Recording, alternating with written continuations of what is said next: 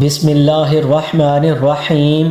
محترم ناظرین السلام علیکم۔ آج کی ویڈیو میں ہم آپ کو بتائیں گے کفن چور کا واقعہ۔ ویڈیو کو شروع کرنے سے پہلے ہمارے چینل اسلامک ہسٹری آفیشیل کو لائک اور سبسکرائب ضرور کر دیں۔ حضرت سیدنا ابو اسحاق رحمۃ اللہ علیہ فرماتے ہیں کہ ایک شخص ہماری محفل میں آیا کرتا تھا، مگر اس کا آدھا چہرہ ہمیشہ چھپا رہتا تھا۔ ایک مرتبہ میں نے اس سے پوچھا کہ تم اپنا آدھا چہرہ چھپائے رکھتے ہو، آخر اس کے پیچھے کی وجہ کیا ہے؟ مجھے اس راز سے آگاہ کرو۔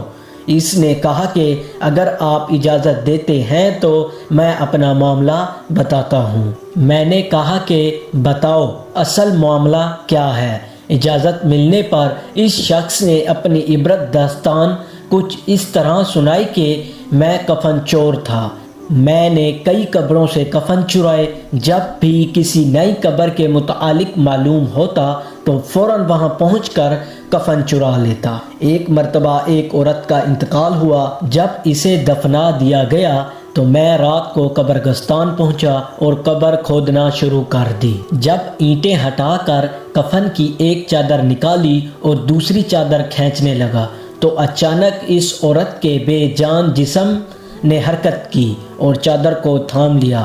میں نے کہا، تمہارا کیا خیال ہے؟ تم مجھ پر غالب آ جاؤ گی؟ ایسا ہرگز نہیں ہو سکتا۔ یہ کہہ کر میں گھٹنوں کے بل بیٹھ گیا اور پوری قوت سے کفن کھینچنے لگا۔ ایک ہی دم اس عورت نے ایک زوردار تھپڑ میرے چہرے پر مارا، جس کے درد کی شدت سے میں بے قرار ہو گیا اور میرے چہرے پر بہت زیادہ جلن ہونے لگی۔ یہ کہہ کر اس کفن چور نے اپنے چہرے سے کپڑا ہٹایا تو اس کے گال پر انگلیوں کے نشان بالکل وضاحت تھے۔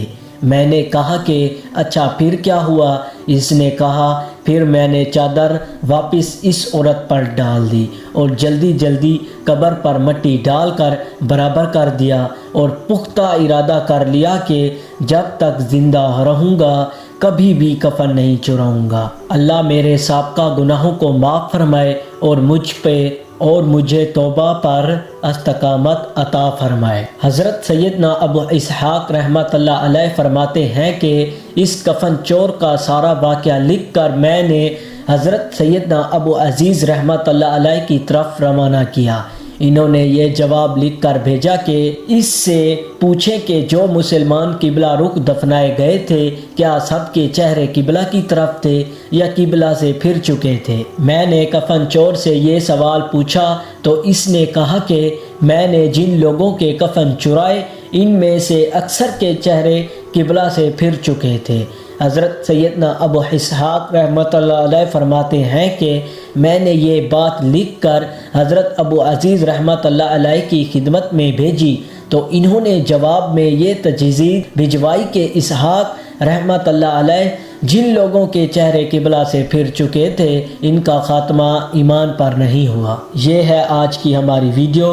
ہمارا چینل اسلامک ہسٹری آفیشیل کو لائک اور سبسکرائب ضرور کر دیں تاکہ سب سے پہلے آپ تک ویڈیو پہنچے۔ اللہ حافظ۔